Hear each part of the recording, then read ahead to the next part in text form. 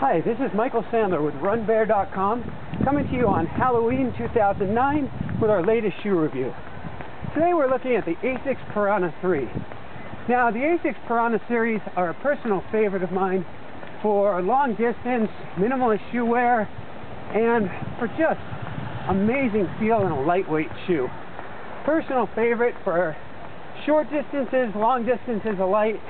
They're only 4.7 ounces. Could really fly in these shoes.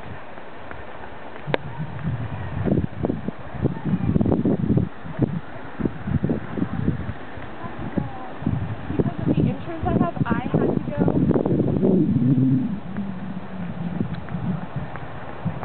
Michael, what are ideal conditions for using this shoe? You know, Jesse, I like these shoes in pretty much all conditions.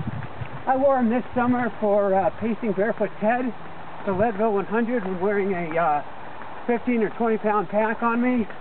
They're a very flexible shoe. There's also not too much height difference between the heel and the forefoot of the shoe, which is good because it allows you to get a real natural forefoot strike going. And I tend to like them on all terrain. I was concerned at first because they're so lightweight that they wouldn't be very good on trail. What I found is, to the contrary, it helped me run from rock to rock and really jump about and put my body wherever I wanted to position it on the trail. I think the lightweight is actually a huge advantage. And again, 4.7 ounces. There's just not much shoe there. Fantastic shoe.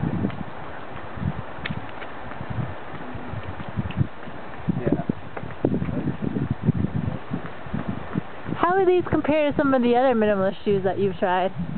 Well, one of the advantages, not only can I feel the ground very well, but it allows my toes to spread. I really like that because I get the feeling almost of being in a moccasin and being able to grab the ground with my feet as I pull through. Compared to some of the other shoes out there, they're more flexible. And I like that because it allows my foot, as I said, to grab the ground and to really, that flexibility helps me hug the terrain with my feet. Compared specifically to other shoes, maybe more toe spread, a little bit lighter weight, greater flexibility. Now, I don't know that these are the perfect shoe out there. I don't know there is such a thing as the perfect shoe, but they're definitely one of my favorites in almost all conditions. They're also quite breathable. I like that because as a barefoot runner, one thing I don't want to do is get sweaty feet. And in these shoes, that's very unlikely to be the case. I'll use them down, even without a sock on, till about 20 degrees. My feet, again, from barefoot running, gotten quite used to the cold. And then I'll put on a little thin sock, and that's good for another 10 or 20 degrees. They do get a little bit stiffer as things get colder, but that's typical of any shoe. And as far as wear, I've used the Asics Piranha 2, and today I'm sporting the Asics Piranha 3. But I put over 1,000 miles of wear on several pairs of the Asics Piranha 2.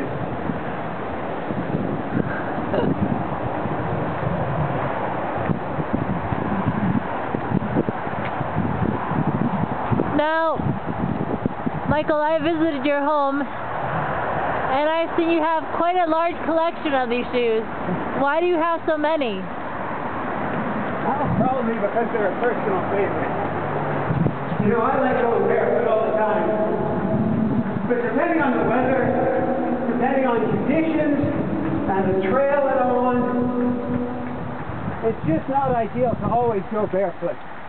And so when I can't go barefoot, it tends to be my shoe of choice. Now I do something funny with my shoes. I'll actually mark on them the date and the month that I start using a shoe so that I can track the mileage on my shoes. Now when I first started using Piranhas a couple of years ago, I expected them to be a couple 100-mile shoe at top because they're just so darn lightweight. Instead, I found I was using them for a good 300 or 400 miles, before I'd stop using them. But then, as my technique got better and my feet got stronger, I got the idea of, you know, maybe the shoes aren't worn out at 300 or 400 miles. Maybe they could actually go quite a bit farther. And I started rotating through my shoes again until I was getting over 1,000 miles out of a pair.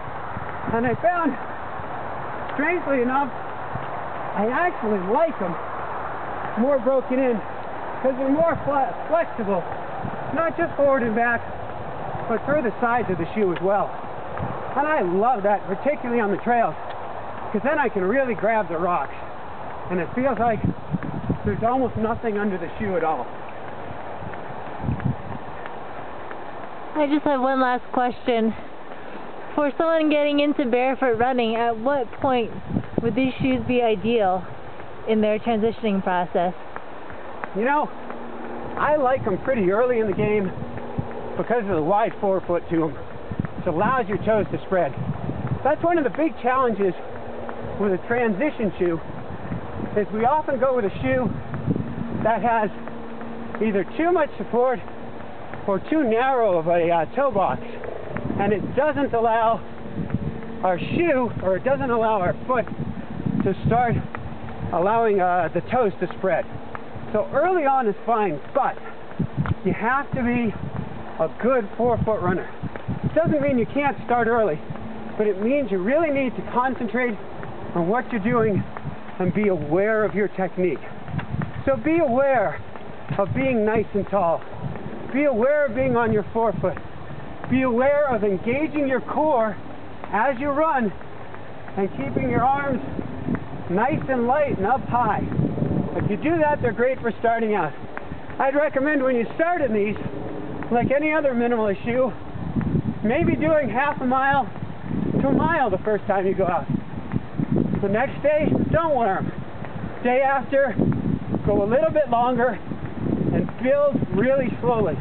If you feel any soreness in this shoe or any other minimalist shoe, call it a day and head for home, because it's going to take time for your feet to build up to a good minimalist shoe.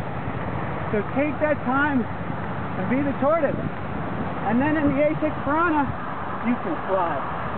This is Michael at RunBare.com. See you out on the trail. That's the Barefoot.